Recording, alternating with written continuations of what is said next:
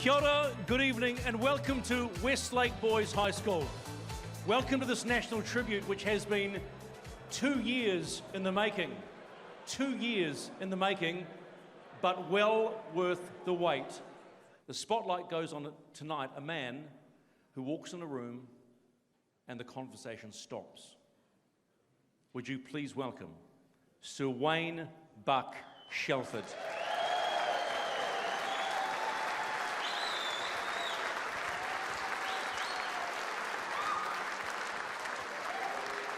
You know, when we talk about Buck, I think of stag, strong, graceful.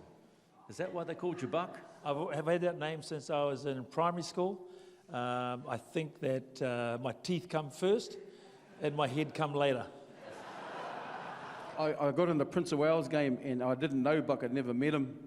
And the first thing he said to me, I was playing number 7, he was playing number 8. The first thing he said to me was, I beat you to any rucks, I'll kick you right up an arse. So obviously I didn't let him beat me to any rucks because I think he would have done it, you know. And then I got kicked in the head and I had a bit of a cut and there was blood coming out and I'm on the ground holding my head and there's blood coming through my fingers and he comes over and he whacks my hand away. He says, what's the matter? I said, oh, I've got a bit of a cut. He goes, it's a bloody grass burn, mate, get up. So I think I got eight or 9 stitches, but you know, that's a grass burn in Buck Shelford's book. The most powerful image that I've seen, well, is sitting behind us as well, wearing the korowai, but also the kilt. The significance for you and what it meant to you. Well, it was a big journey for the acceptance of even taking the investiture on, and we are never individuals. We are only strong as a collective, and whakapapa just keeps our family grounded and centred. And this whānau, we don't take family and whakapapa lightly. So it was fabulous for Mavis to see her son wear her tartan and the kilt, and the pihi from our beautiful friends, the Schusters in Rotorua, meant such a lot. Whānau first, all the time. Whānau first all the time. These guys, would you believe, in that era called teachers sir, and we've been called all sorts of other things over the years which I couldn't repeat, but they still do, which is crazy. But the roles tonight have totally changed. Buck used to call me sir.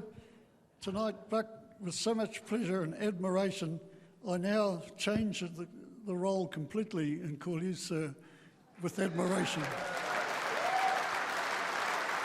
Looking around the room and all the sportswomen and sportsmen in this room this evening, it's amazing.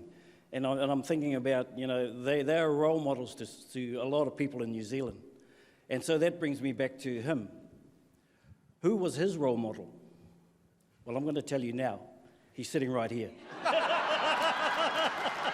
You can still call me sir, though.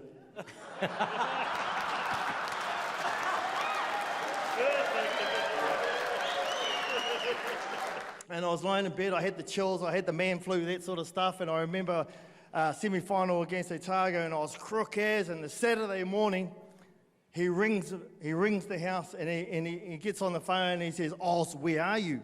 And I said, oh Buck, I'm still crook as. And he comes over the phone, and he says, have you ever seen anybody die playing rugby with the flu, Oz? And I remember looking at him, I remember saying to him, not that I can recall, Uncle. And he goes, well, then get your black ass down at the club now.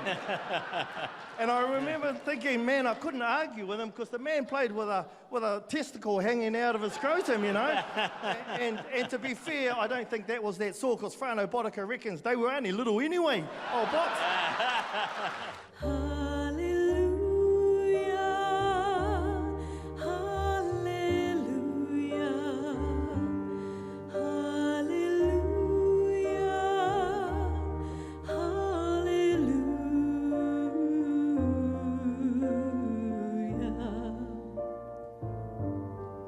Very difficult, isn't it, Joe and JK, to play against a mate, and he's a good mate of ours, and to play him in the opposition when you've been on tour for 8-9 weeks, and next minute you're playing against Buck at North Harbour in the Domain here at Takapuna.